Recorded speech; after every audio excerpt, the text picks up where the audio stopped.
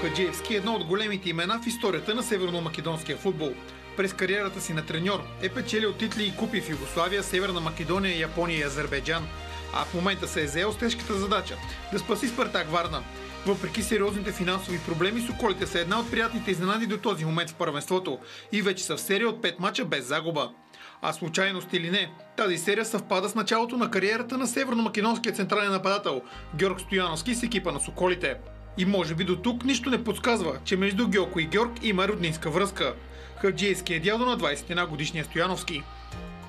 И мене ми предложија, прво јас не искав да не испадне дека ето се јас носам своја деликатна ситуација, но знаеме во фудбалот и на Симеоне син му игра во Атлетико, никој не казва, или Анчелоти со син му е на скамејката, никој. Зидан го имаше син му, има ево сега Илиев во ЦСКА беше сашто. Значи, ако се работи за качество, тука нема какво да се воздржаваш, притесняваш. Едноставно има тој централен нападател со големо знаење, со големи можности. Малку време му треба да се адаптира, но просто последните 5 мача од кога почна да игра, ево ние добро стоиме. И тој функцијата ја извршва. Се надевам дека во наредните мачеви ќе покаже уште повеќе. Ето во првиот негов мач гол му е, да кажем, како украднат. Тој чисти гол даде со Монтана во гости, приписан е како автогол. Јас не знам од каде е таква констатација, кога чисто се вижда на снимката дека тој го заби голот. И пак со 2 асистенции тој гол таму за начело, за него, за неколку мача, мислам дека го оправдава това доверие и очаквања, но свесен е дека треба централен нападател треба да вкарва голови и за това се очаквањата големи нормално. Но дядо или тренер е Гьоко Хаджиевски за Георг? Треньор, он мене ми е треньор, дедо ми е надвор од теренот. На теренот и во соблекувалното он ми е треньор и така го гледам. И ако има човек в родния футбол, който най-добре да опише и разкаже за кариерата на Георг Стояновски до този момент, това е именно неговият дядо. Да ви кажем нещо, нормално малко хората знаат за него. Тој беше во јуношките категории во Македонија, 5-6 години беше најдобар голмајстор во всичките категории. И на 16 со своји 16 години заигра во најголемиот наш клуб Вардар, како во првиот одбор. И му требаше време на адаптација. Тој беше малку во Емиратите, во професионален фудбал, беше во работнички во Шкупи, кои се клубови од Скопје во првата лига на Македонија.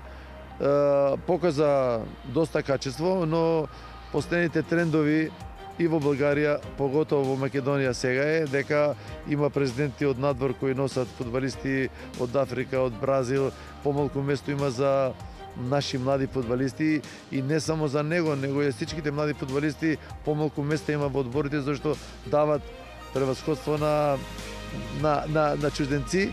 А какво е дядо ти да ти бъде треньор?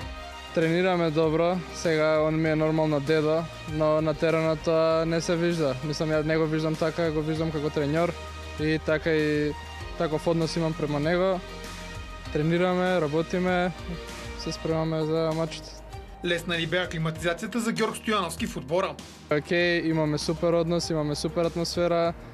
Ме прифатија сите од одборот ми прифатија супер. Тренираме, се спремаме и се надеваме на добри резултати. И двамата изказаха възхищението си от феновете на Спартак по време и след двубоя от последния кръг срещу Лудогорец. Таква гледка јас сум играл и пред 50.000 гледачи, и пред повеќе од 50.000 гледачи во кариерата моја, но зрители, фанови, но ето тие малку кои беа таму показаа голема љубов кон клубот, кон нас, голема поддршка и ние нормално се чувствувавме многу по-смело, по-хубаво. Секако дека сум доволен, им се заблагодарувам многу на поддршката, и на мачот супер, имаше голем број на фанови, добро не поддржа и се надеваме ние ќе дајаме 100% за нив. Сега пред Спартак Варна предстои двубой с Ботев Пловдив, който няма да бъде лесен. Многу опасен може да биде матчот, може да бъде незгоден, ако ние немаме толку силна мотивација да се дадеме и на крај крајови да покажеме каква качество, да покажеме добра игра на матчот. И така, това бе кратък поглед върху историята на дядо и внук, които защитават цветовете на Спартак Варна. Дали те ще продължат своето пътешествие, както до този момент, с добри резултати, само времето ще покаже. Но едно е сигурно – Гьоко Хаджиевски и Георг Стояновски ще продължат да дават всичко от себе си, за да радват феновете на Соколите.